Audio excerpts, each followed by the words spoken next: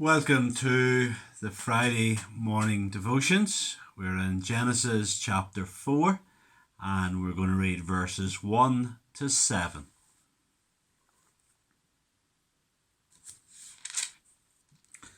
And Adam knew Eve his wife, and she conceived and bore Cain, saying, I have gotten a man with the help of the Lord. And again she bore his brother Abel. Now Abel was a keeper of sheep, and Cain a worker of the ground.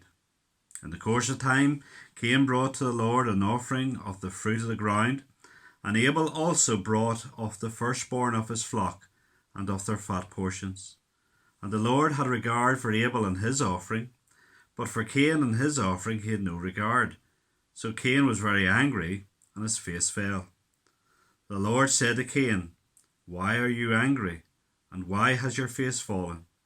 If you do well, will you not be accepted?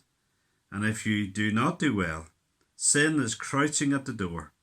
Its desire is for you, but you must rule over it. Amen.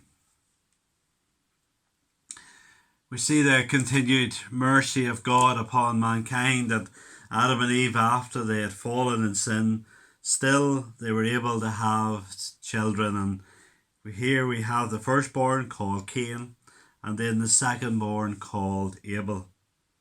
Abel is described as a keeper of sheep, where Cain is described as a worker of the ground. So we have a livestock farmer and an arable farmer. And then we see in verses 3 to 4 that they both come to worship God. Cain brought the very best of what he had produced.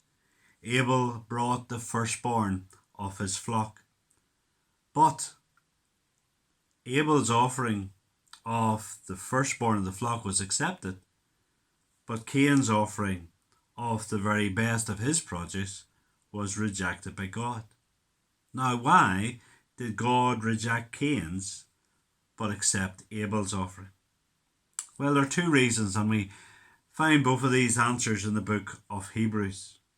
Hebrews 9 and 22 says, Without the shedding of blood, there is no remission for sin. And so Cain came without a blood sacrifice, and his worship was not accepted. God could only be approached through a sacrifice for sin. All of those Old Testament sacrifices God required, and pointing forward to the final sacrifice of Jesus. But Cain, even though he would have learned from Adam and Eve, remember last time we talked about how they were clothed with the skin of an animal, the first sacrifice for sin, he would have known about that. He chose to come with the best that he could give rather than a blood sacrifice. The other thing Hebrews tells us in Hebrews 11 and verse 4 is that Abel came by faith, and by faith he offered a better sacrifice than Cain. Faith is trusting in God's promises. Faith is trusting in God's ways. Cain had the opposite. He wanted to do his own thing. He wanted to trust in himself, his own ideas, and he was rejected by God. Whereas Abel faithfully relied on what had been revealed to him. And so we have to be careful. There's always the danger in religion, in worship, that we can be far too clever, going beyond God's word, going beyond God's truth, rather than simply following what he has made known to us. The final couple of verses, 6 and 7, Cain is challenged by God about why he is cast down and why he's now feeling the way he is. Because he had been rejected by God, he is not happy.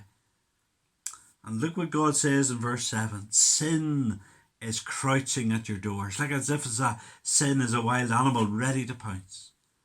And sin is so dangerous. Sin wants to take over our lives. We must never play with sin. We must never treat sin as a trivial thing. We need to flee from it and flee to Jesus, where alone there's hope and salvation. So are you a Cain who tries his own way to please God and to worship God? Or are you able, trusting in what God has revealed, trusting in the sacrifice for sin as your only hope? Just to remind you that there will be no devotions tomorrow or Sunday. They'll return, God willing, on Monday morning. God bless.